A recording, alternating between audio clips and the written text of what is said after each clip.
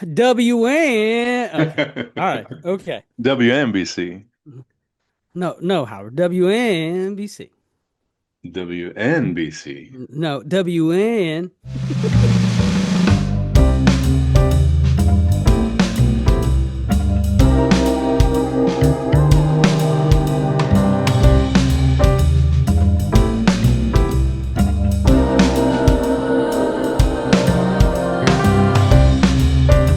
Hey man, here we are again. It is episode 4 of Cafe Unconscious, and it's nice to see you. Likewise.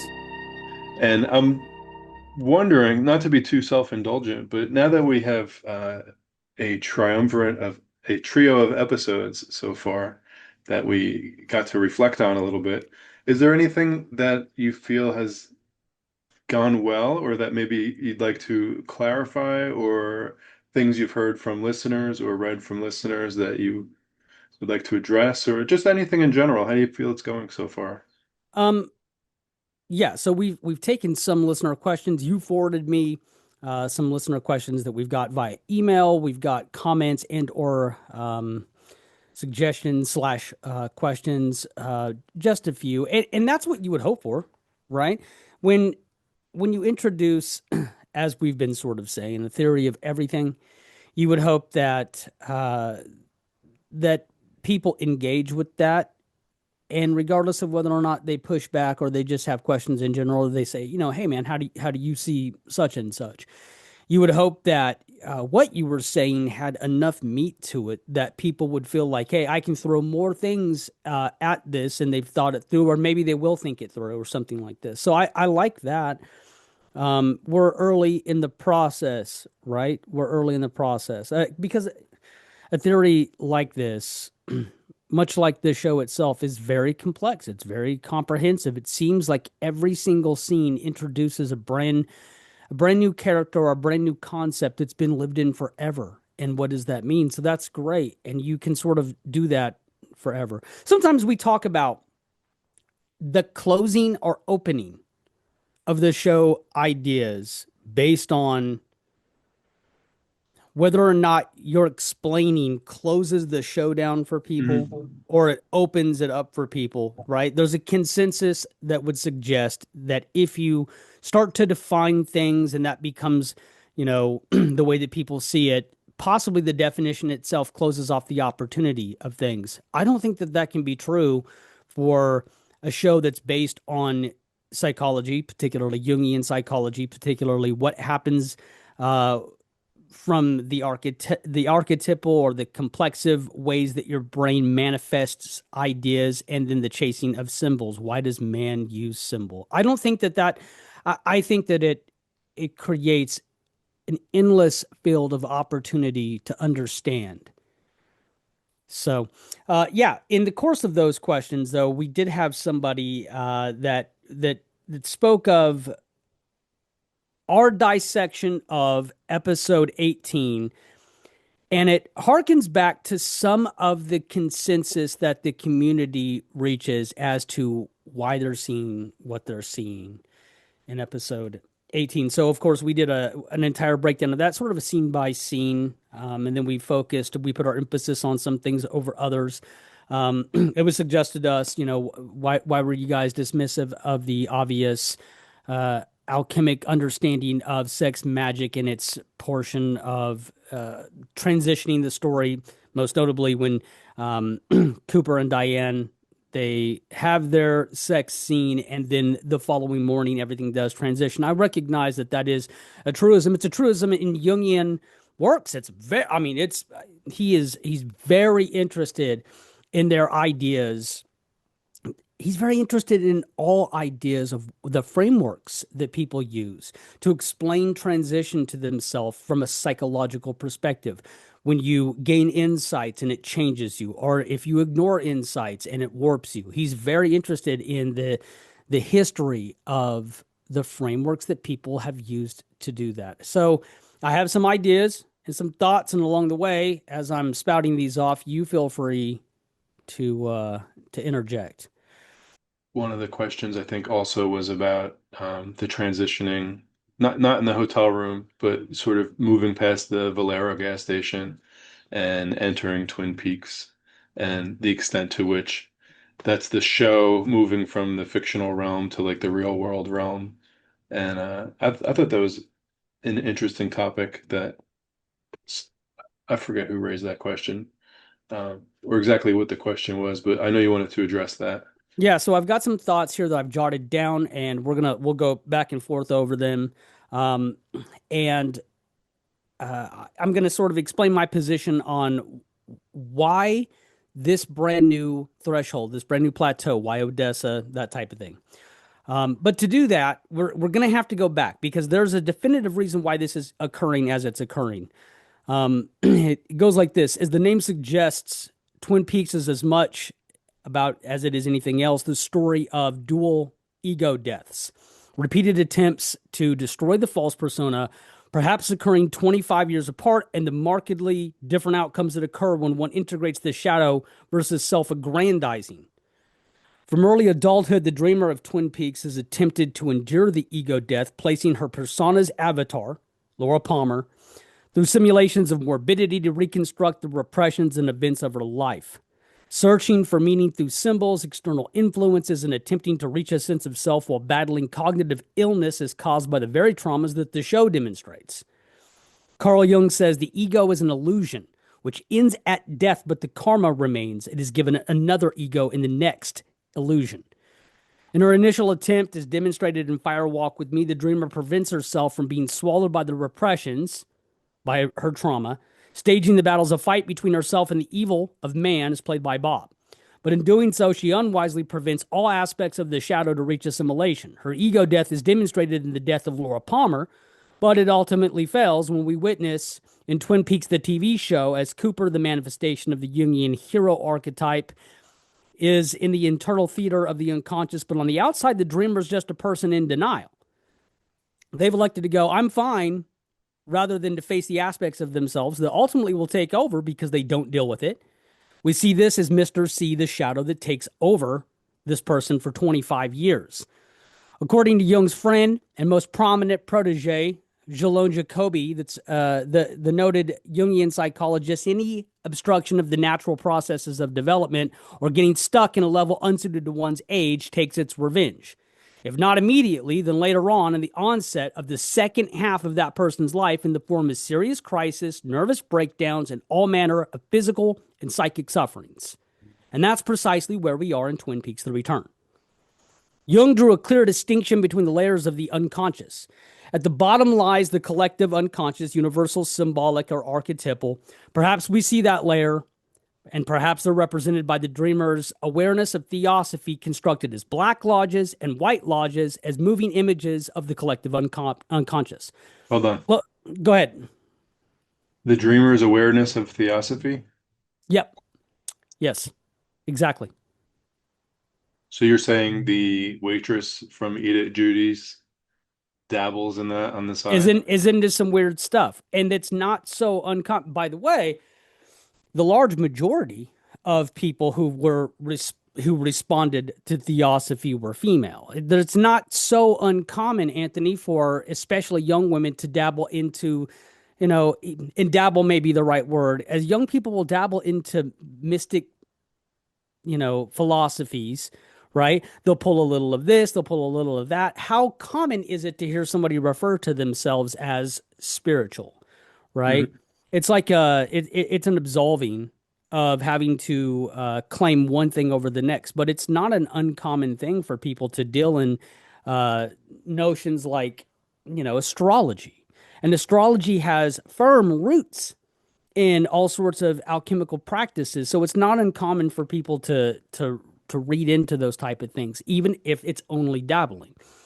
So very much so, I think that your personal unconscious, it's a collection of the things that you've seen, or maybe you have been thrust upon you, or that you consider, or things that you've collected along the way. And then in this case, it's represented as a television show, first as a television show format that was popular at the time, the soap opera, and then later as the television show formats that are popular now, which are, like closer to real but hyper real dramas.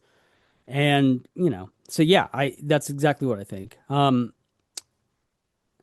Let's go back. So importantly, Jung argued that as unconscious material rises toward integration, it grows more realistic, more emotionally intense, and more charged with meaning. He writes, "The self is a light shining in the darkness. It is the wholeness of the personality which Hold on. embraces."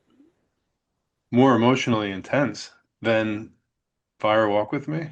Yes. You're not going to get much more emotionally intense than that, are you? Oh, you're going to get fairly emotionally intense as she's screaming at the top of her ever-loving lungs, in the recognition of the fact that to reach that last rung of self, she's got to admit that this unconsciousness that is around her is the fake construction of a place that she left her repressions in, right? I think the shaking that she's doing, two things occur in that final scene, which I think are I mean, not only are they well acted, but they're very indicative of where you're at. There's no point where you really feel that Cooper is as unaware of anything ever, or not confident. Mr. C is certainly not unconfident, and Cooper is never as unconfident as he is when he's almost leaning forward, almost like he's pushing the curtain aside or something. I don't know. Your observation about Yeah. that, he does something with his hand. I went back and I watched and I watched and I watched. I must have seen this already 100 times as it was, Yeah. but I watched that over and over again, and it's almost like he's making that motion, almost slightly like he does when he comes It toward the is. curtain, Yeah. right? Like he's someplace, but he's you know somewhere in the in between of all of that. It's again representative of the fact that this is an archetype who goes through this pattern all of the time. But I don't think that there's anything as emotionally unnerving as this scream that happens. It's almost as if the direction that she received was now, as per every scream you've ever done, make this the most definitive, most jarring, most obscene of them all. Right. So yeah, I would say that that's true. Plus the audio is mixed with previous screams from the series. So I'm pretty sure it's overlaid, which might have some sort of meaning or not, but I think that just intensifies the scream. So let's get What? to where we are. So I opened it. I opened that to go look. So why have we crossed this threshold, and why is this not reality? But yet it's a closer consciousness that the dreamers enduring. And why would they even do that? And the answer is this: for this reason, when Cooper and Diane cross the threshold, Cooper will ultimately land in Odessa. Odessa, which is the feminine version of the word Odysseus, evoking history's most popular myth about journeying home. Odessa Carey's world is not reality, but a dream that mimics reality, a closer approximation thereof. It is the world Carey constructs once the shadow has finally been defeated. Unlike Fire Walk with Me, the dreamers elected to face the shadow, then confront the repressions by facing the evil that men do, all along the way using tropes from the media to represent those battles to herself. Hold on. Odessa is a constructed world of the dreamer. Is that what you just So said? yes, not only is it a constructed world. Now, that's not to suggest that Odessa is not a real place. I don't think we can know. Like, what is the unknowables? We can't know what the actual dreamer is doing in the outside world Yeah, or the because personal I'm unconscious only world. asking you because you speculated in the past that she might really that the dreamer really might work at Eat at Judy's and Well, that and that's also not. that hold on and also that this dead guy's been there for 3 days and she apparently has been sharing a household with a dead guy on the couch, which Well, it's means not that she's she's been sharing. thrown It's into that some sort of yeah, somebody she's would have covering to be some in some secret. sort of state of shock or something, you know? Yeah, she's covering some secret. Like this bad things happen. That's why in that breakdown, I said, okay, let's look and see whether or not this world has been around for a long time. Carrie Page has been around for a long time. Carrie Page has a backstory. Carrie Page knows who Carrie Page is. Carrie Page has a life that's lived. How do we know that? People are trying to get in touch with Carrie Page. There's a dead guy on the couch. That actor was told that he'd been there for 3 days.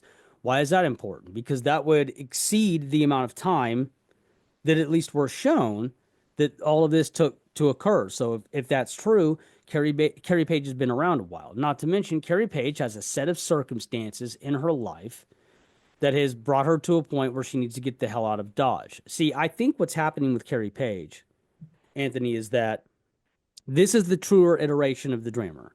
And this is the effects of not confronting oneself early on. She probably didn't have access to ways to confront this stuff. And so she played out a cyclical trauma like was inflicted upon her. It's probably, I mean, it's not even really much of a guess that she associated pain and love, and that put her in some fairly bad situations. If you don't believe me, ask the guy on the couch, right? We also we also kind of see evidence of what? Domestic abuse, right? There's like holes in the walls and stuff. So we are like, there's something about the window, right? Like the window's taken off, like maybe the guy tried to break back in. Like they've had fights, they've had skirmishes in the past, right? Whatever it was, she was apparently irritated. I'm going to assume that she's the one that killed this guy, being that she's still there and not freaked out and ran away and didn't call any cops about it, right? So I'm going to assume, being that she knows that that guy has been there and she doesn't want to be gotten a hold of, she's the one who did it.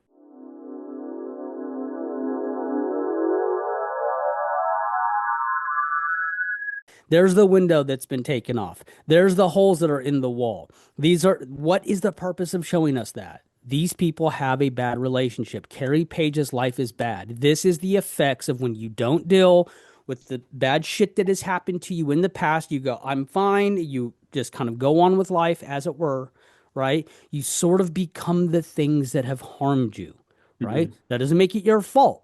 It makes it where you've elected to just sort of skip over the work, the shadow work, as it's called, right?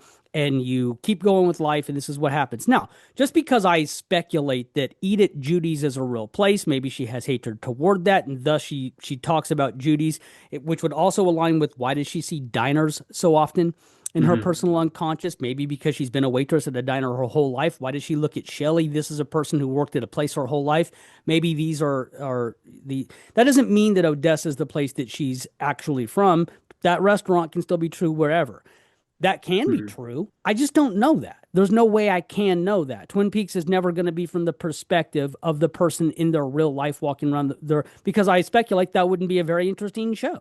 Maybe she really did kill that guy. Maybe that's metaphorical in her mind of what will happen. You know, it's hard to know. Maybe she was harmed in a physical abuse situation. There seems to be signs of that. And this Yeah. is her mind playing things out to its, most radical conclusions. All of that's hard to say. But what's not hard to say is this. Of all the places that they could have picked, they picked Odessa. And Odessa is the feminine of Odysseus, right? So and Mark Frost has many times gone on record speaking of the Odyssey being important to him as a journey home. So if this is a journey, this is showing us, it's showcasing journey, it's evoking the term journey. Why now? And then we literally watch it happen. It's because it's part of the metaphor, and I think there's ample evidence to suggest that that's the case. It doesn't have to be in our world. What's important is that the world is more real than the false world, the hyper realized world, the television show world of Twin Peaks. That's what I think is important, right? Because the things that you're then going to interface with they're not indicative of the real world. You don't, you have a dream life. Anthony, I have a dream life. We all have dream lives. There were professions that we thought we would be when we grew up. There are things we aspire to be. If only I could, right? And when those avatars of yourself run away with you, when they run away in the moments before you sleep, or whatever the case is, they're lived in. You've gone back to them year after year after year. They don't have to be false elaborations, but they can be. But the closer to yourself that you come, the more like your real world that it is. When you speculate what things can be if you do this instead of that, those are closer approximations of your actual true reality. And this is what that is. But in real reality, you don't come into contact with the famous you if you would have just done this. You're not actually going to see that. But Carrie Page does. Carrie Page sees the actual physical embodiment of this house that she constructed in her brain, right? Well, that can't be real. And that's why she freaks out. That's why her archetype of the hero, the thing that's journeying, the archetype that's standing next to her has no point to exist anymore. He's got no point to exist anymore. And because of that, he doesn't know what to do. He doesn't know what he is. He doesn't know where he is. He doesn't know why, right? So the only thing that's left for that archetype to do is to go back to which it came from, which to our physical view, right? Our physical view of the collective unconscious is a waiting area. It's a place where you're waiting to be utilized yet again. When the heroic you needs to come out more, needs to tell your conscious that it's time to be a little bit more heroic, right? As opposed to the shadow or what else. Yeah, and this Um, is my favorite, my very favorite part of your theory is, what happens to that last shot of the series. It oh, just that's awesome, man. speculating that that's potentially archetypes, at least in the version that we're familiar with, them looking Right, right, like right. It's waiting, and your catchphrase, whether you know it or not, waiting to be deployed, waiting to which be is deployed. so Right. interesting because when Cooper meets Leland and he says find Laura, I mean that looks like a deployment It's a deployment. so much. But also the other favorite part is when Diane sees herself at the hotel, that's sort of a rehearsal for what's going to happen later. This rehearsal of the self seeing another version of themselves, sort of ramping up the readiness for like the big ending that's about to come. That's a cool idea too. So when we talk about this stuff, when we talk about, this time she's envisioned herself as the dreamer has envisioned themselves, if you will, as having defeated the shadow, right? And then the final boss of repression is like the evil that men do. And so, of course, now we got to do that. Now, in that personal unconscious area where everything is still hyper real, Twin Peaks, the television show as we know it, you still do that by utilizing media things. So of course, Freddy's got a big Hulk glove on because superheroes are all the rage, and that's how we kind of find ourselves in that situation. Whether it be the Shadow as Wyndham Earl, an approximation of uh, goofy Bond villains and Batman villains, or Mr. C, a more modern and brooding macho Shadow, the Dreamer's no longer denying that things can be fine by ignoring the pain that she lived through, because that pain that's been caused has manifested in relationships and terrible circumstances and possible addictions, a theme that she seems to be on about quite often.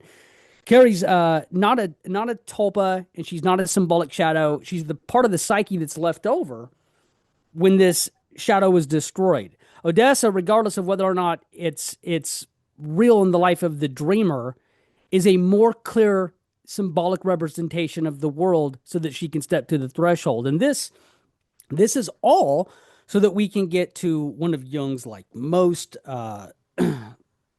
thoroughly discussed archetypes, the Great Mother, which again is sort of a we've talked in the past about why does the dreamer spend so much time absolving the dad from what the dad did, but not the mother. And it dawned on me just the other day. I thought, well, what Jung's really talking about when I read about the Great Mother and who it affects, right? Because it can either be like the absolute embodiment of the fairy godmother, the most nurturing, or the most destructive force. And then I sort of thought, oh, well, that's because that's what she can become. That's what she can become. She doesn't see herself as in danger as of becoming the worst possible thing, which is the dad, so she can absolve that through the evil that men do and rationalize these things to herself, right? She's in danger of becoming the thing that scares her the absolute most is that she's just this absentee person that has accepted all these evil things to come into her world and then pretends that none of them are there, right? That she's just out to lunch and she just can't be bothered to look at them and see them while she understands. And Sarah kind of operates like that, right? Like Sarah is a person who has visions, and Sarah is a person who is is sort of mystical and stuff. And what is all that about? It's sort of like it plays as a metaphor for a person who kind of knows what things are behind the scenes, but can't really see those things or can't be bothered to actually process that those things really happen. So, what is the purpose of ultimately saying, well, Judy is manifest in Sarah? Sort of the purpose of that is that, and then also the mother, the experiment. What's the purpose of all that? My mother is coming. The purpose is kind of to say that the dreamer can't reconcile, has the worst repression that she suffers. She can't reconcile that of anybody who was supposed to defend her, that it's her mother that elects in her mind, whether that be true or not, but elects to disregard all of this, right? So that seems to be a choice to the dreamer. And do you think this is why, as Leland has his Bob, Sarah has her Judy or whomever? Like, this is just a way to sort of justify what has the what has happened to her, like Yeah, as opposed to just taking the it head dreamer on. almost considers like like what her dad does is compulsion, right? Right, wrong, or different. Not me, the actual person, Tommy, who watches this show. I don't see it like that, right? Mhm. Like if anybody, the worst person here is like, look, if the dreamer really suffered these traumatic events as they're depicted on the show, and that now they sort of watch it to themselves through their ego, Laura Palmer. If that really happened, clearly the worst person on this show is the guy who did those things, Mhm. right? But in her mind, she has got it justified like that's compulsion. That's evil. It infested that person. But Sarah made a choice. She's got it in her brain. Sarah could see the Well, I'm vision. not sure because Sarah seems to be infested as well. So it seems like and I'm partly quoting That Pamela Summers, who I interviewed one time. I'm partly quoting his idea that season three very much seems to be about the the Sarah Palmer show. You know, this is Sarah's Bob, so to speak. uh what do you learn about we just covered this. What do you learn about Leland when he finally comes to into contact with Bob, this guy that he's the one who says, I know that guy. He's the one. That guy used to live by me. He used to throw matches. He's the one who implicates himself as being close. What do you see all throughout that? You see that he doesn't have a knowledge. The dreamer is telling themselves, oh, he doesn't know those bad things live inside him. He doesn't know, right? What do you see Sarah do? You see Sarah put herself in a position of being someplace where when something bad happens, she can lash out. She's the perpetuator of it. I've never got the impression through the return that Sarah doesn't know what's going on. There's almost there's like a duality that's happening. She is the great mother and she knows it. Now, we also see an origin story of that, how that could have occurred, right?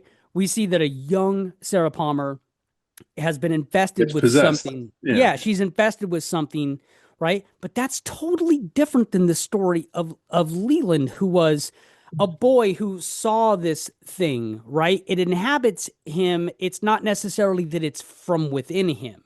The accusation is something entirely different. The one is justification and the other is like unbridled rage, right? I don't see that Sarah is just Judy. I don't see that, or that she flips from Sarah to then Judy. I don't ever see that. I see that they are both, and they are always. And so maybe Judy does come and go, but that's not the way we see it, and we very much see it with Well, Leland. in the convenience store, and you know, when she's buying her booze, she seems to have a being taken over moment. I don't know if it's taken over. It's that the isn't the implication to you that she's constantly like, if you cross a thing with me, I'll just rip your head off. And then we finally get to it, right? It's almost like that. It's almost like this anger, this thing that's going on with her. It's like but it's like both, as opposed to Leland, who is like, I'm this or I'm that. I'm this or I'm that. However, awkwardly enough, we're also seeing Bob in another person, Mr. C, right? Another inhabitant who sort of carries it like that too. I don't know. It's the way it's played with that is that they're very separate entities. And the way it's played with Sarah, dude, is like it is sort of one and the same entity. It's one and the same, right?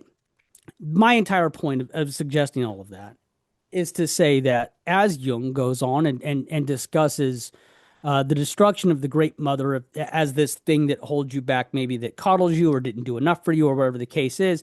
Yeah, I think the reason why he's even on about that is because he's dealt with enough patients, enough of his patients on the couch, who he recognizes this is a source of like all of anger and rage, and the reason why you've misdirected the anger or rage is because you secretly think that's the thing you're most likely to be.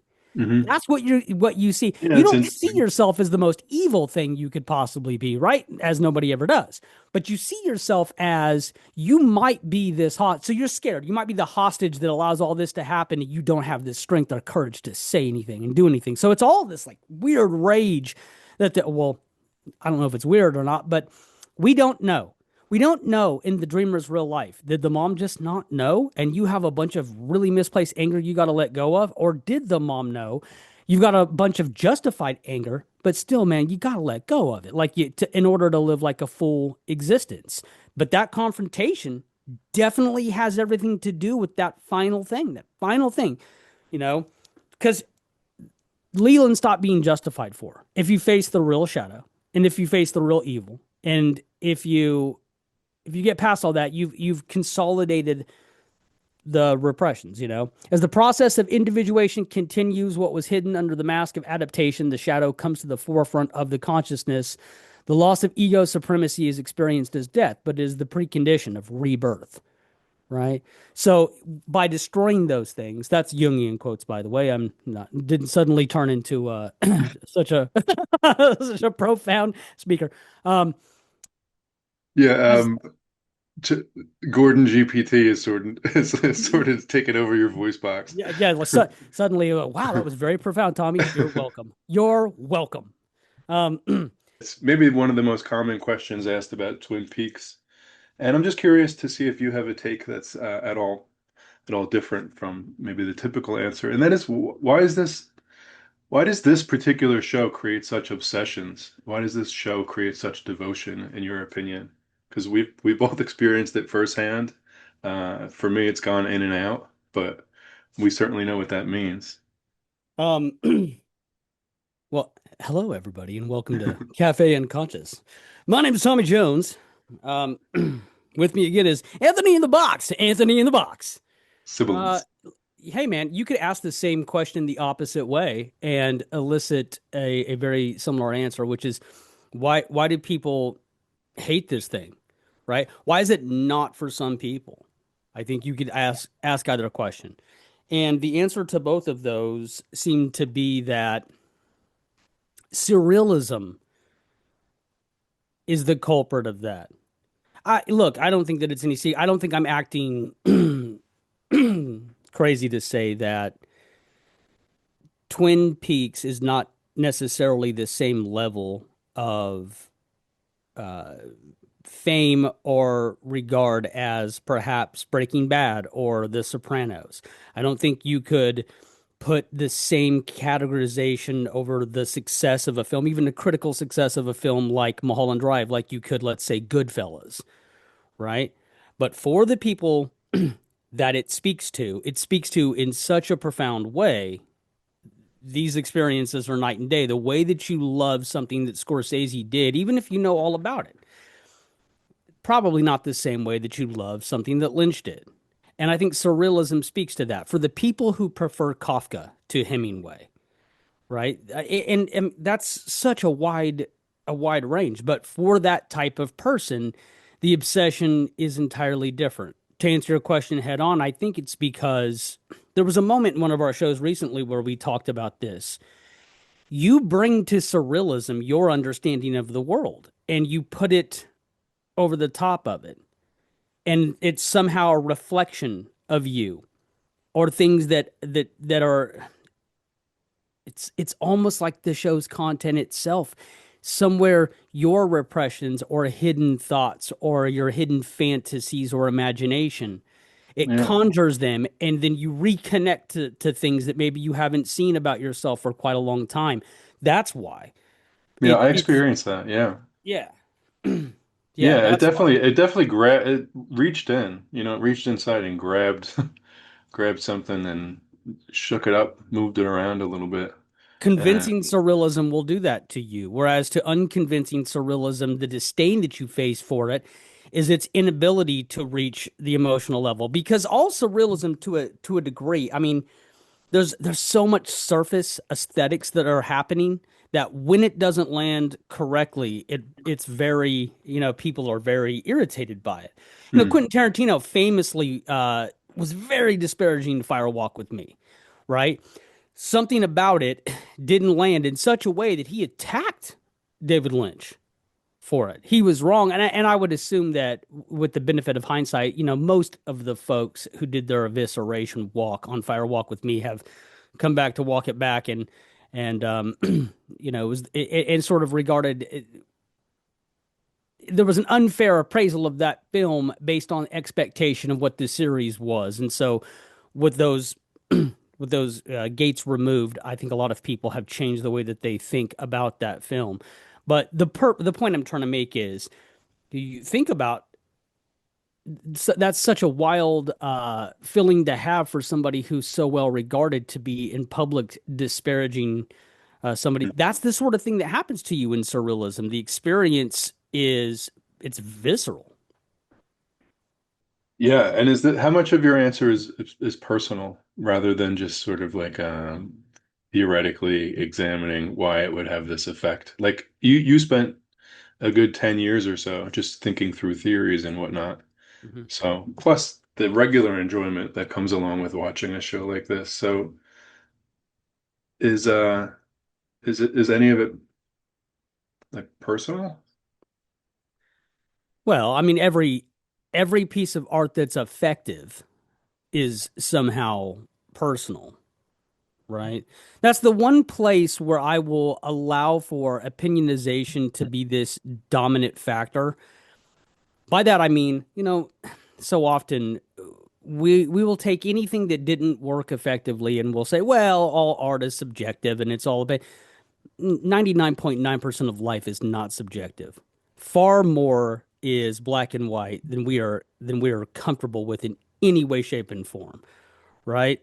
Um, it's by no consequence that worked on such a large scale for a certain amount of time. Then the scale became thinner, and um, but everything that reaches you clearly. I mean, when you talk about a work of surrealism and there's no definitives, and you're looking for the answers, and you're trying to investigate but something inside of you is investigating you in the process of doing that. Your Mhm. understanding, your ability to grasp complexes, um, what you care for intellectually will come out in that. It's the same thing as what happens to Dali's work, right? Somewhere in that work, you're seeing you, you're reflecting yourself. You have to. But isn't that the point? The entire point of the surrealist movement is the subconscious, the unconscious. Now they're doing it from a Freudian perspective, right? They're hugely impacted by Freud's work, dream work, and they're trying to just speak the most real thing as quickly as possible through symbolism. And I think that thread holds up all the way through. The the main characters, Laura Palmer and Dale Cooper. You alluded to this in one of our previous episodes that they each have this quality that spurs this devotion in viewers and this sort of fandom that is almost unparalleled, unprecedented, while simultaneously having the quality of being almost impossible characters, almost impossible people in a certain way. And I might be inserting words into your mouth, but there's something about these characters that is perhaps hyper real or not realistic, or now I'll quote myself, almost in a way cheating, like by creating these characters that are almost too good to be true in a certain way. It's so effective. Think about what you just did. You just said that the main characters of Twin Peaks are Dale Cooper and Laura Palmer, and yet Laura Palmer you spend less time with than anybody else, with the exception of the fact that she has a film that's devoted to her. But think about the hours on end that you spent with everyone else. You spend barely any time with Laura Palmer, and yet your perception is that she is such a large presence, a large entity. somehow it's the same thing that um, the the American writers in the Parisian cafes are on about the idea of memory and dream and how that looms over you and it informs every choice you make, whether it's even present or not in your foremost consciousness. I bring that up because that's the way that Twin Peaks plays, right? This concept of Laura, the iconic image, the school photo, it looms over you so deeply. It's easy to say that that's the main character. The essence itself is the main character, but it's not. It's not the main character, right? In fact, in the original series, in the first season specifically, the main characters are Agent Cooper and Donna Hayward. Those are the main characters of the show. You don't even in your brain. It's hard to even go back to that, and that's really who you're watching investigate. Um, when the show is just to you an investigation, not the investigation of what this means, right? The external investigation that we Mhm. put on top of it, which is why we're here at this particular cafe. But those are the main characters. What a magnificent trick. And something interesting happened to me as I started to think more about your theory, which essentially, not essentially, but which posits that Carrie Page or somebody very similar to Carrie Page is the dreamer. So is sort of the main protagonist in the story, even though she's off camera for the most part. And potentially is even the main character during the opening two seasons. Um, but it's interesting that as far as the empathy that everyone basically who watches this show has, the empathy goes towards Laura Palmer, who might be a, at least in your theory, who's not a real person. This is a portion of the real person Yeah. who would be Carrie Page. And what's interesting to me is that uh, even if, let's say, there was some way of stamping your theory as like official in some way, which is never going to happen, and Hopefully not. but the impulse is still it's the impulse to empathize with and feel for Laura Palmer is so much stronger than any emotion that would be had almost overwhelmingly, almost unanimously for Carrie Page, who, in your theory at least, is the actual tragic figure. This is the person who whose life has fallen apart, who's probably had experiences similar to the Laura Palmer character. And yet this character of Laura Palmer, who's just so iconic, is hyper real in some ways, almost Yeah. impossible. And but still, and very rightly and reasonably draws all the empathy to her. Just because, well, for many, many reasons. But Well, let's look at it from I your just think own. it's interesting. Let's look at it from your own life. In your life, while you're enduring whatever your like most staunch sadness is, if in fact we could see like this stirring of emotion that's going on inside of you, there's a part of you that doesn't have a facade, that is just really hurt. Then there's the part of you that is the ego that is attempting to bring yourself through it. There's a part of you that understands it. In order to really get past the worst things that are happening to you in your life, you've got to kill the ego part, stare directly in the face of that which upsets you, really learn how to accept it and or not. Try to understand what it is and then get on with your life. But the external you is not just going to be one or the other. The external you has to go to work. The external you has to put gas in your car. The external you has to be able to wear a facade that is, held together enough at least that you can get things done in your normal life, right? And it doesn't matter if you're on the lowest end of the wreckage of life totem pole or if you're at the highest end. Like there are things that will occur that will destroy you, but you still got to get on with life as it is.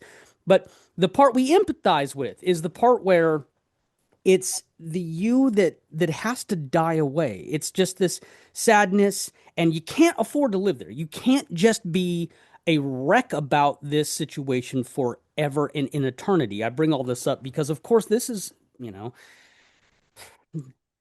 in clinical psychology in general, there's no lack of metaphorical or analogy that goes into describing situations like this. Jung differentiates himself because he likes to equate it to things that we see in theology or mythology or what have you. So you know he'll assimilate something like the alchemists understanding of how you get from one place to another to transition into a better sense of of who you are.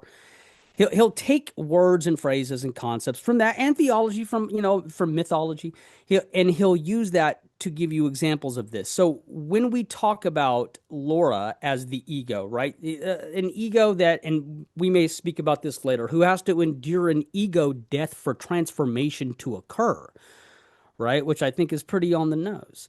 Of course, we empathize with that part of you because that part of you, your ego is not just the part of you that has your chest puffed out and says, I can do everything. The ego is also the part of you that wants everyone to cry forever and won't this sadness destroy me forever and I'll never get over it and everybody should feel sorry for me. And that's all true and we should. But also, the real you has to reconcile. It has to investigate what's happening with you and it has to get on with its life at some point, right? What would we better if what's our true empathy? Is our true empathy to be upset with you forever and allow for this to destroy you forever? Or to truly feel like we're connected to you? We want you to reach a part where you can get on with your life and you can live in a life that's okay, right? That these things you went through, they're lessons with meanings and they matter to you and they make you stronger and better. What's real empathy, right?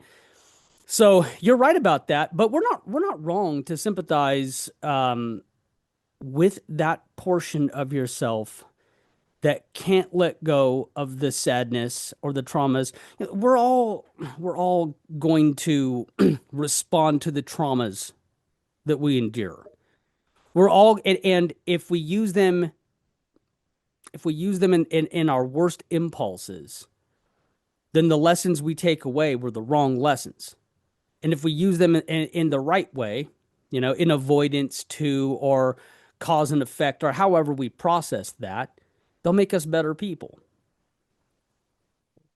Yeah, and it's something that you wouldn't even think of my question without a theory like yours. And that's one of the things that your theory is interesting to me for because it raises it actually extends the story. Not extends it, it doesn't like fictionally extend it, but it actually makes it more interesting in certain ways because uh, the idea of who deserves more empathy, Carrie Page or Laura, is like an absurd question. Absurd, right? Yeah. Absurd because we see everything that happens, but it's kind of fascinating to think that what we do see with Laura is potentially, what we didn't get to see Or even with Carrie weirder than Page. that, like, what should we wish for you? What should we wish for you, Terry Page slash Laura Palmer? What do I wish for you?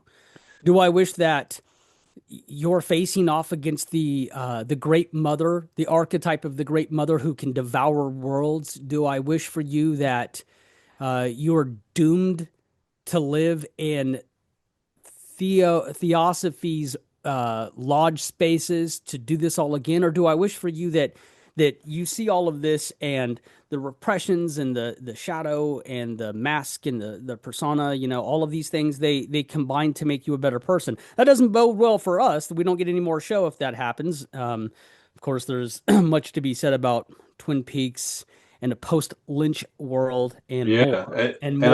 I want to get into that actually in a few minutes, but But anyway, but what do we really wish for that person? If we truly empathize, then this confrontation that Carrie Page endures to look at the false world, the unconscious world that she constructed to place her repressions in, just to be able to go on with life, not in the best way. Because when you bury your repressions to go on with life, the ego you says, "All right, everything's great. I'm okay," right? That always blows up in your face. So yes, of course, you end up in situations that your worst impulses are prone to design, but that's not what we should wish for her. Anyway, yeah, man, feel free to go into that if you want to.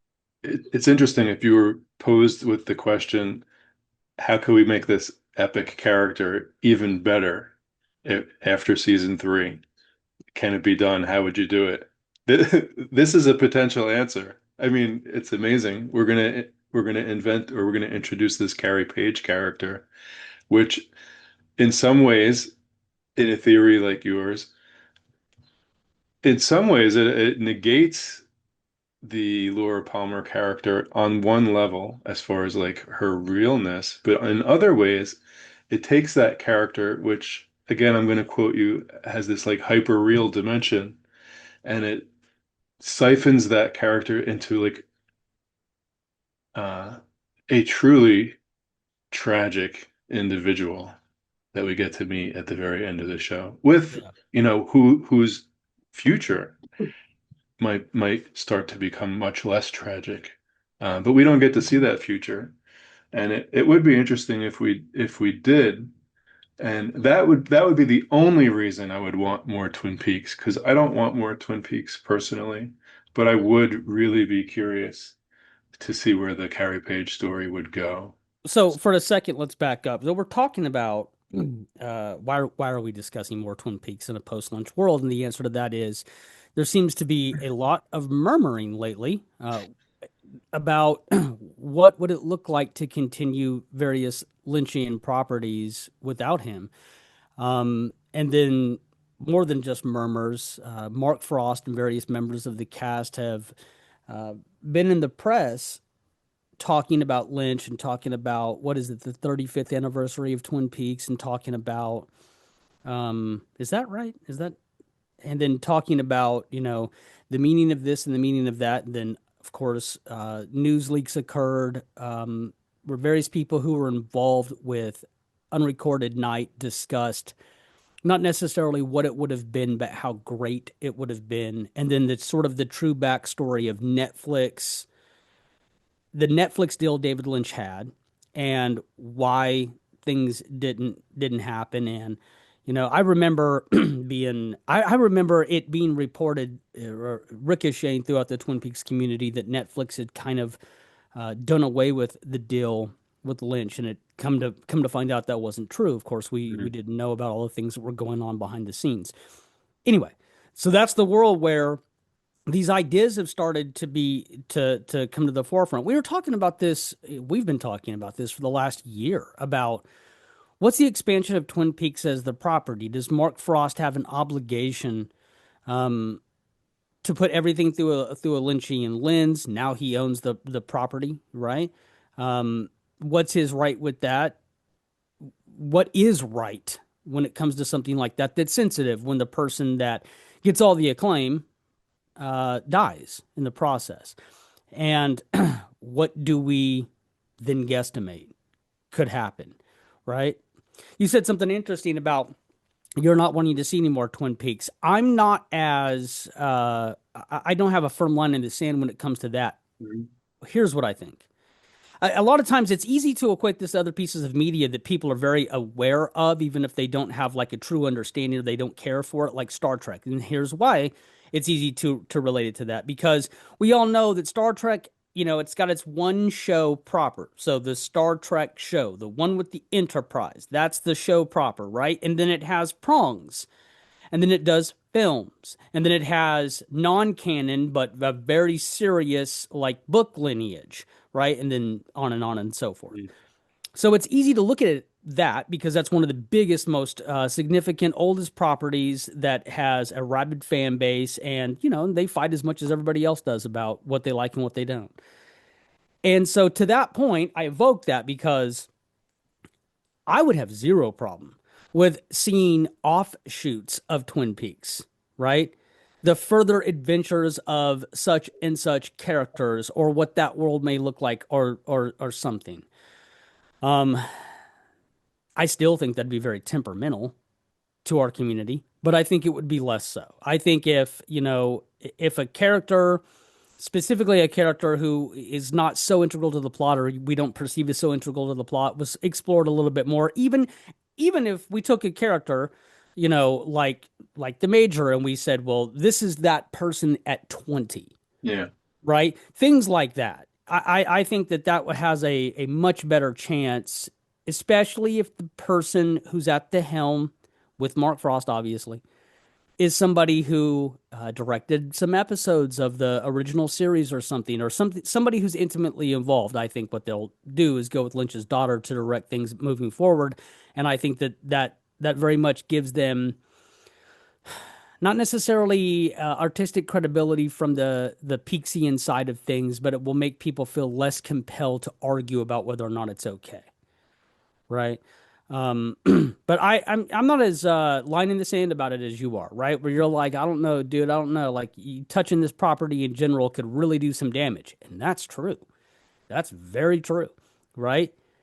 If all it would require is 10 minutes of Twin Peaks continues to devastate the entire property, to devastate the meaning of it, selectively to every single person, What right? do you mean? Well, much in the same way that the return was received. All it would take is a couple of wrong moves as far as the fan base is concerned to really harm things. Now, back in the reality of it, like when you talk about what would be interesting about if Twin Peaks continues, what is it? Well, according to my theory, I think that Carrie Page does reach self. I think the purpose of this scream, though it is a nightmare and though it's difficult, and you can find no lack of Carl Jung quotes about when you reach self, the process ain't pretty, right? The process is anything but easy. I think the whole purpose, though, is that she reaches self. And then you know what happens? Your next adventures, your next landscape, the psychological drama that plays in your head as your life is a collection of good experiences and bad experiences and how you handle them, the complexes inside of you, the internal monologues and thoughts that live way buried deep while you're busy doing what you're doing, all of that goes on. The next episode of Twin Peaks wouldn't be Twin Peaks, it'd be some other series, it'd be some other idea, right? Just as your personal unconscious to Carl Jung plays, it would be some other thing, But we can't. Well, look, we do have sort of evidence of this, right? As a little like I don't question the validity of Carl Jung's ideas. Some things are unquestionable, the way we go through things and the way we learn lessons and stuff like that. I don't think it requires us to like invent moving picture images in our minds and what have you to all come to the same conclusion. Like, well, there's a reason why theology's on about this and alchemy's on about this and mythology's on about this and psychology's on about this. It doesn't take a rocket scientist necessarily, or maybe it does, to know that there's always a process that we go through to get from point A to Z in coming to our understandings of things. But with that said, I think that obviously the framework that Jung operates through is clear to the show. Can I ask you a question, Anthony? Yeah, anytime. You throw the gauntlet down when it comes to that. What scares you the most about just, I mean, aside from like going like, oh, dude, it's gonna be all. I mean, and that might be true. But what scares you the most about a post Lynch world and they go like, okay, season four, we're doing Twin Peaks. What scares you the most? Like, what's the if you in your head, if you're like this, okay, so here's what it would look like at its worst. What is that? Well, gauntlet is the wrong word, first of all. So I said I don't want it because I'm really not really interested in more. Although I would very much like to pursue the Carrie Page character. But I've kind of had enough Twin Peaks. So like if a book came out, I'm probably not going to read it. Um, but we'll see.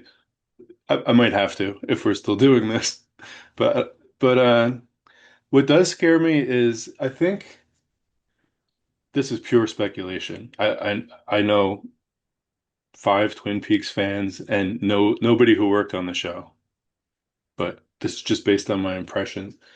I think David Lynch and Mark Frost had a good moderating effect on each other. Yeah. I think they both have extremes to their personality. And when they collaborated, I think some of those extremes were accentuated in an effective way, and some of those extremes were moderated in an effective way. And now only Mark Frost is alive. And Yeah. I'm sorry, I still have about like a minute or two. So, Well, that's cool. Did we actually yeah. tell everybody, like, well, then what's with all the time remaining? You're going to get yourself a little compilation of things that might have to do with this and or not. And by the way, let's tell these fine folks, hey, number one, which we don't ever say, you should subscribe to this if you want to hear more wild ass speculation. If that's your thing, if you're like, you know what I like? I like Twin Peaks, I like David Lynch, I like Mark Frost. I may or may not like Jung, but boy, I love me some wild ass speculation. Well, this is for you. All this content is for you, right? We can't promise to say anything that ever lands on anything approximating truth, but wild ass speculation we can guarantee, right? That part is true. That Yeah, part and is that because that's what does it for me. It's the one left field thought that lands in my head at an interesting angle and then creates new thoughts in my head. And that's always been the enjoyment of this field of Twin Peaks. And we're going to put some clips into here that maybe they talk about these fine subjects, or maybe perhaps they don't, but they'll all be wild. They'll all be ass and they'll all be speculation. That's all true. If they want to respond to us, not just in the comment section, which they can, or if you're listening to this on one of your fine podcast platforms, hey, come over to our YouTube at Cafe Unconscious. Where can they reach out to you, dude, to throw some questions at us or comments or what have you?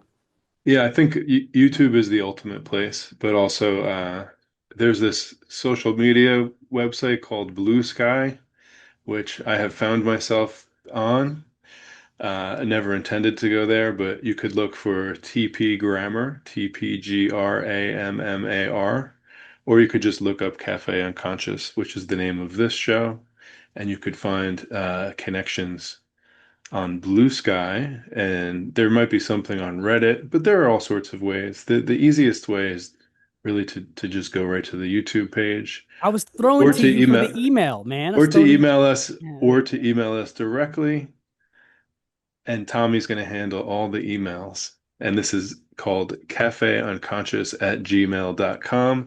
He's a professional writer. So anytime you see something that one That of just us has means I don't written, deliver pizzas. That's all. That's the only distinction. anytime you see something that has writing involved that one of us has written, if it's good, it's because he wrote it. And if it's bad, but grammatically perfect, But that's because I grammatically, wrote it's it. superior. And if you'd like to check out my grammar course, it's called The Look of Language, a Hey, visual between the two of approach. us, there's a hell of a book to be to happen. You know what I'm saying? Like, but you'd think we'd really do something with this. We're sitting with everything we need right here, minus the publisher. You know what I Yeah, mean? but I guess we don't have to do a wrap up, do we? Because we're going to cut right to fine odes to I'm Jungian sure we're already psychology. listening. I'm sure we are already listening to that wonderful outro song. What's it called again? Uh, Oh un, man. uh, Uncanny uncanny, Serenade. yeah. Somebody, you'd think I wrote that or something. I should know. And I present you with Uncanny Serenade. Uncanny Serenade. Serenade. Uncanny Uncanny Serenade. cyanide, just for you. We're going to roll it to Uncanny Serenade by Mr. Tommy Jones, only here on WNBC. On WA. W, let me say that again, on WNBC. Not now, Howard. It's WANBC. WNBC. Now listen to the way I do it. You see, Amos does it like this. He does WANBC. WNBC. How's that? Is that WNBC. WNBC. WNBC? Hey, and I'll be seeing you, man. Gillette packs an avalanche of smooth shaving comfort in new Gillette Foamy. Nobody makes a lather like Foamy. So moist, so rich, so creamy. Nobody makes a lather like Gillette. Yeah, I think that Frost, I think that he was thinking about the ideas that Jung's talking about. What do you mean there's a play? It's happening in your head. And the play itself can be an archetype. It can take something you're familiar with and it can make the play that. So if movies are your media, the play will be a movie. If comics are your media, the play will be a comic. It's happening and you're not even aware of it.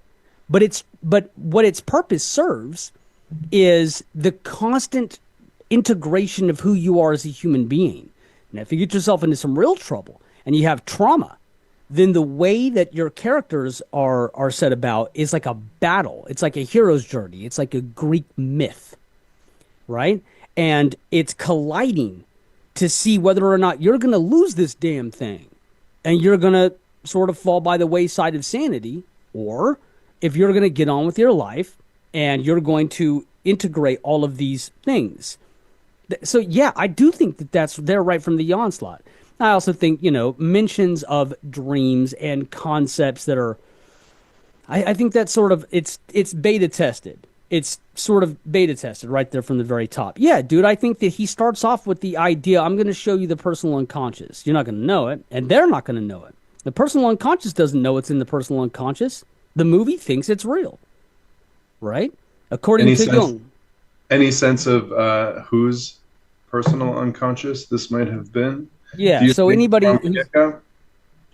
so any of the 20 people that listened to the show that I had knows that mine is the Carrie. That's about 5 more people than me, but that's okay. Bullshit, they were all from you. They were all from your place. Yeah, my theory is that Carrie Page is the dreamer, and then I work backward. Now, the theory is not really that. That's not part of the elevator pitch. Somebody has to be the dreamer, and again, that goes back to the other thing. Is Twin Peaks a real place? It's like, well, most of us agree that there is a dreamer. What the nature of dream means, there's some disagreement as to that. Is it really a dream? Is somebody asleep? No, probably not. Is somebody nuts? Are they in a mental institution? Well, we've been seeing sort of alluding to that, so, that kind of thing. But I think that it has more to do with just cognitive dissonance and trauma. And oh boy, how David Lynch loves himself some cognitive dissonance and showcasing the various characters that live in your head, right? So I think that the show has a profound effect on the rest of David Lynch's career, because I think him even being introduced to Jungian concepts, which he doesn't like to talk about, right? We have that quote from Frost. David doesn't like to talk about the psychology. Why is he mentioning psychology? Because Frost is attempting to talk to him about psychology. Why? Why is he trying to talk to him about psychology? Right? Because he's fascinated with Carl Jung, and it's baked into what he's doing. Right there in that quote, it tells you what you need to know. That he wants to talk. There's a whole psychological impetus to the show. But yeah, so much like Twin Peaks not being real, we agree that there's a dreamer. I lean toward Carrie Page. I think that she's the closer iteration to it. No, I don't think you've seen the real life of Carrie Page. Though I do think you've seen about as close of an approximation to it as you could possibly get. And then obviously when she comes into contact with the fact that she's actually another person, we're in dual realities, right? So somewhat a superposition, but I don't want, but not exactly that. We're crossing what the last step of individuation is, right? The reddening, where these anima animus intersect, and then one has to face the false reality that they've designed to protect themselves. And again, this is all according to Carl Jung. It's all there. And then they finally reach the moment of self with a capital S, which is to say they've integrated all of these things. Now, again, a Jungian believes that this is an ongoing process and is possible, right? I don't necessarily subscribe, look, you're self every second.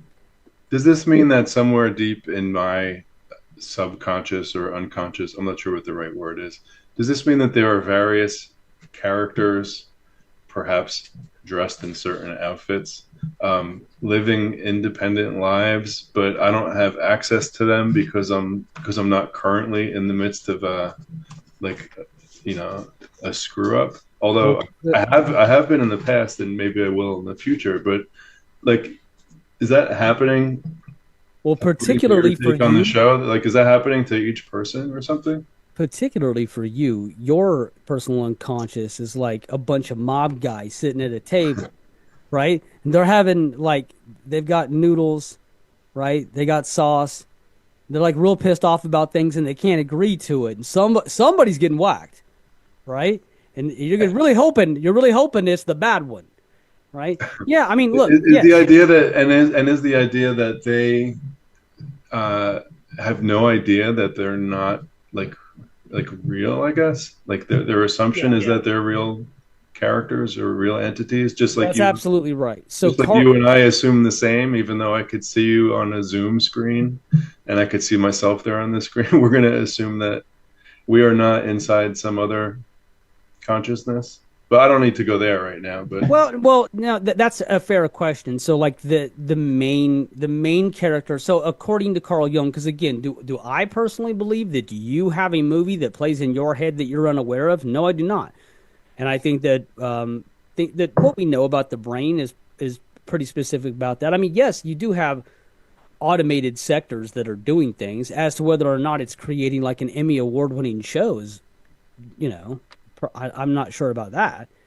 Um, but yes, according to Carl Jung, he's trying to tap in. Look, this is I think he's in some way he's trying to tap into like why dream, right? Him and Freud, because they're super close.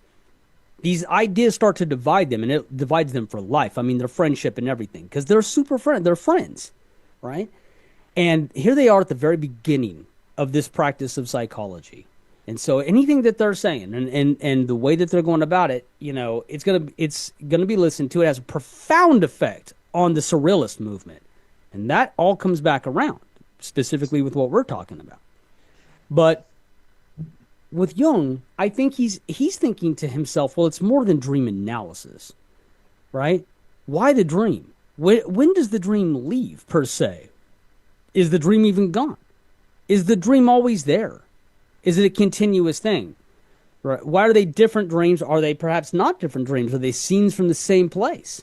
Right? He's asking a different sort of set of questions. So when he starts to talk about, well, the personal unconscious itself is sort of the distribution center for the collective unconscious, which is like you could consider that a totally blackened area. You have no access to it. It's not behind a door. There is no door. You can't see the door. You won't find the door. I'm sorry, that referring to the collective The unconscious. collective unconscious. Which, if you had to define that in a short sentence or two, what would your definition According be? to Carl Jung, the collective unconscious is the unified, yes, unified mechanism that all human beings are born with that dispense the formless figures of the archetype. We all have the same archetypes dwelling within us, according to Carl Jung, or we at least have access to the same archetypes. When the archetypes, the formless archetypes, are pushed into your personal unconscious, of course they would be things that you're familiar with, right? Because it's your personal unconscious. So if you're familiar with the soap opera, because soap operas are the biggest thing in the entire world in the 80s, and you're a teenager, then perhaps your personal unconscious is a soap opera, which is exactly what I assume is happening in Twin Peaks. That's the personal unconscious drama that he speaks of, right? So yeah, according to Carl Jung, does Anthony, does Tommy, does everybody, do we have a play that's going on at all times? Yeah, and sometimes to the good and sometimes to the bad. He's a little wishy-washy about the way he feels about individuation, right? It's like who could ever individuate you? You're constantly learning and evolving as your life occurs to you, right? So with that said, like you're never at self. But again, these are ideas that we literally come into contact with, right? The idea that you have to face, the idea of thresholds, the idea of shadows, the idea of simultaneous moments occurring that you must pay attention to, right? Synchronicity. The idea of syzygy. These ideas, they What all is that? they all sort of show up at the same time. Has he written so much stuff that you could always make some connection to something he's written? Well, let me give you a good example. You know what I'm saying? I can't forcibly make anima animus or animus anima. And also, please define those two terms for me, please. Okay. And So I'm sorry to interrupt you. It's important for me. so okay. So there are esoteric terms, as you're aware, because this is sort of what you do for a living. By that, what I mean is that they have a lot of different applications depending on what it is that you're trying to do. But essentially, what we're talking about is the essence, right? The essence of female in males and males in females. By that, what we mean is there are, if to the clinical psychologist, there are predictors of behaviors that people will either have or they're missing that they need, and the predictor of those specific behaviors. Sometimes when they get lost, a clinical psychologist is trying to draw them out at you. Now, in today's super heightened, politically correct world, they may not engage so much in that anymore. But let me give you one. So we know that statistically speaking, you can say, well, females are more inclined to do blank, men are more inclined to do blank, right? And so the idea of the anima and animus is if one is sort of out of balance with the next, perhaps this is preventing you from doing something that you should. Let me give you a like just a super generic example of that. Mm-hmm. Let's say that you're a female, you've been at a job for 10 years, you're astronomically good at your job, right? You bring value to the company, everything's wonderful all the time. And yet, these people continue to like eclipse you, and you start to ask yourself like, well, what's the problem here? Do you feel like you're sort of in a sexist scenario? You talk about this with the therapist, and the therapist asks you, have you said something to the boss? Have you gone out of your way to sort of fight for the role? And you kind of go like, well, no, I find that sort of disingenuous. I shouldn't have to say about how good I am. And the therapist says to you, do you know that you're more inclined to not say something, right? Because statistically speaking, you are more likely to allow for others to disrupt you and you to be too respectful to do something. So your anima animus is out of balance. And what you need to do is fight for your damn job. Right? Same is true for men. You could put those both in alignment, right? The point that they're trying to get to, right, wrong, or different, if you believe these ideas or you don't. Yeah. The point that they're trying to get to, right, that Carl Jung is trying to get to, is when these things fall out of balance, they will come to you in the form of an archetype and sort of nudge themselves into your reality. They're fighting for like, so you could see the play out in your mind, like, you know, the man is on a discovery to finally get to be a hero. My two questions for you to close out are, question number one, if Mark Frost said this guy's crazy or this guy's really onto something, would you want to hear anything from Mark Frost? And question number two is, what do you see as a sensible next place for us to go in this long and winding discussion? Okay, well, number one, look, we're doing this because our conversations were interesting to ourselves, and we figured we might as well press record because we found other conversations so interesting before we started doing it anyway, right? And, I worked tremendously hard for years to try to assemble notes and thoughts and concepts and really go through, because this is not the first theory I tried on. And this theory mutated along the way to finally get enough of what Mark Frost had said to go, okay, I think we can, since he continues to tell us that there are things that he leans on to construct ideas and characters, and since there are things that he said that no one really talks about, like calling Bob a psychological metaphor, right? I think that we can apply those things, right?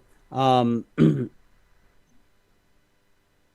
second question was about where to go. I think that we could do more of a Carrie Page deep dive if you want to sort of stray away from that for a while. We could go back into the early seasons if you want to. It's interesting to talk about how Jungianism can impact something like Fire Walk with Me, when in fact Frost didn't write that, but of course he developed the lore at the very beginning, and so I think it still tracks, but that's just me. I think he then has to retroactivate a lot of things to make it fit later.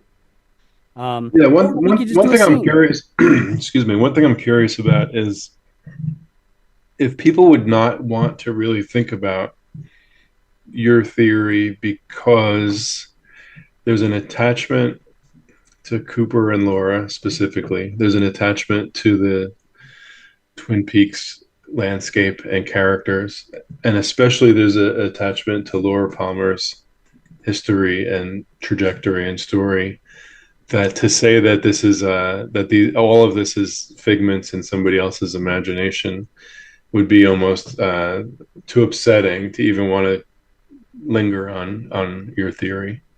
Do you think that tracks at all? I think Then I would say that's that realistic. then I would say David Lynch is probably not for you.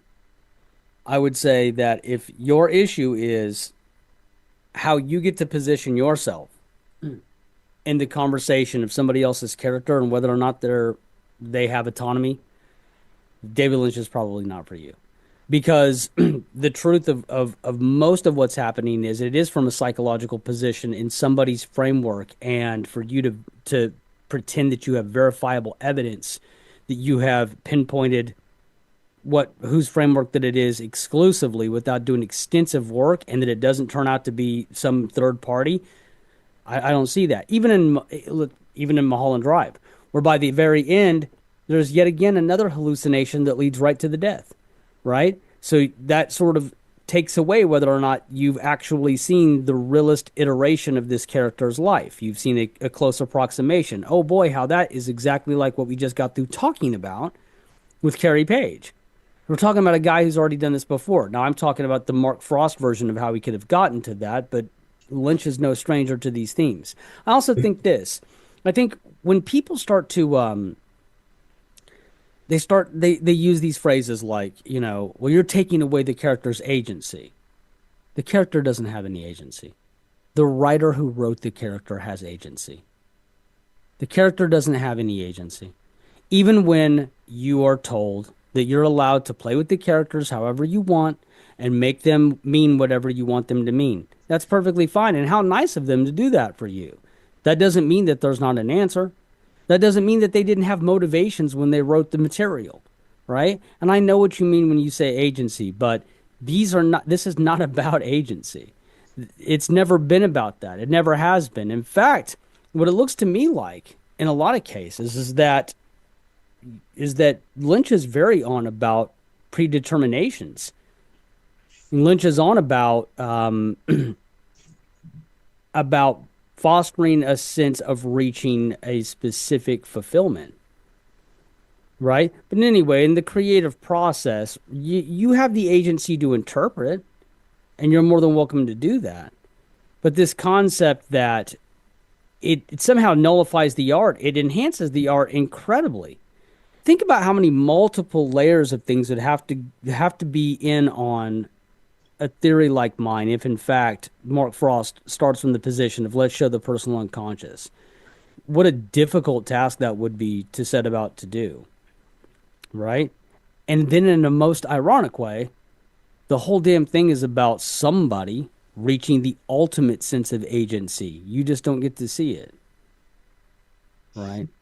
Our next episode will be about the ending of The Sopranos. Absolutely, it will be.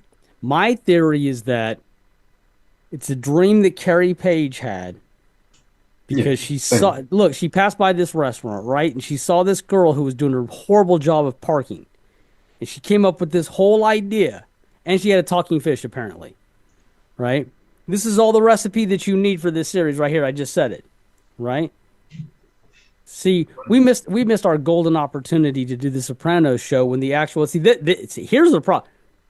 Luckily for the Twin Peaks community, right? We haven't got to the point yet where like McLaughlin goes, okay, here's my Twin Peaks podcast. Dude, we're all done. All of us are done. That's when it's over. Because you got the Office podcast and the Sopranos, like cast doing podcasts and all this shit, right? Yeah. Then all of a sudden you get the Mark Frost podcast on Twin Peaks. We're done. Oh, that goes back to the other question about what would I want him to. Yeah, dude, I'm not so ego driven about my theory that I wouldn't be like, I think you're showing us Jungianism. I don't think you're applying it. I think you're showing us. I think it's the personal unconscious. Is that true? Right?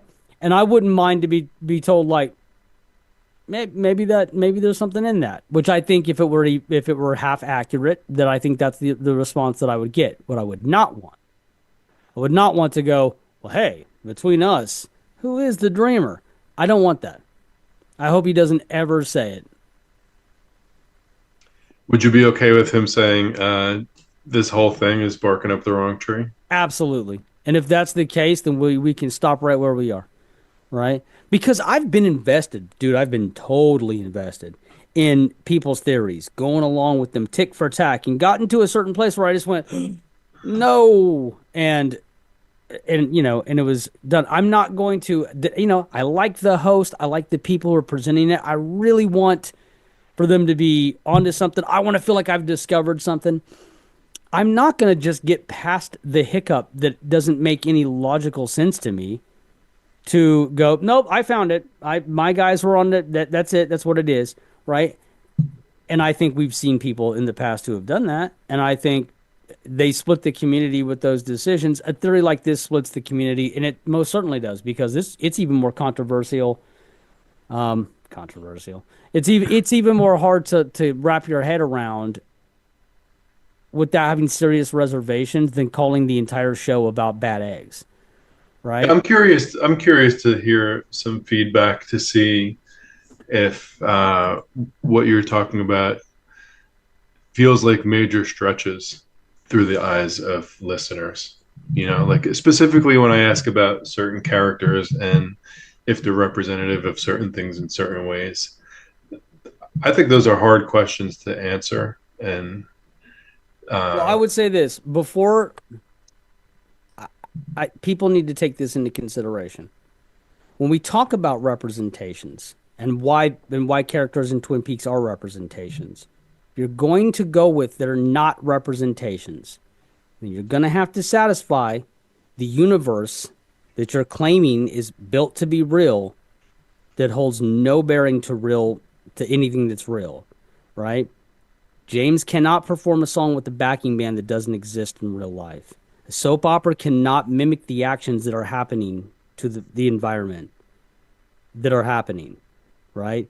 But these are representative of things, media particularly, like musicals, like 1950s musicals, like the 1950s movies where a guy would grab a guitar and suddenly start singing. That's informed by the media, right? A show that's talking to the show is informing the person that the show in their head is talking to them. That's informed by media, right? Everything from the names that are being used to the bad guys and what they mean, right? So if it's so obviously informed by media and representation, I mean, I don't think that we're at a point where I can't logically have a conversation with somebody who would tell me that Twin Peaks is not about representation of concepts that are happening. I just can't. I can't even logically be in the debate. Brainstorm what you want to talk about next, and I'll do the same. And I will say that I would like to talk again. So that's a pleasant thing on my end, because I really wasn't sure before we started this. I've been out of the Twin Peaks thing for quite a while, and I'm just kind of working my way back into it. I don't want this. I don't want this to have an outsized role in my life. It's fun. It's interesting, but I can't take that like obsessive route right now. The next episode is going to be about a very special Twin Peaks cryptic crossword that somebody I know recently constructed, and you are going to solve it with the help. No, it is not. You want to hear me struggle to come up with anything and sound ridiculous in the process? That's the one right there. That's the one where I have no idea what the hell is being talked about. Yeah, I'm going to have to edit into these discussions a couple little breaks, a couple little clue breaks as we go through. But anyway, that's for another time. Tommy, nice to see you. Likewise, my man. I guess I'm off to bed because I have to be awake at 7 o'clock in the morning and take kids to school. Same here. All right, my man. All right, dude. We'll talk soon. And for anybody that's still watching or listening, thank you very much. See you next time.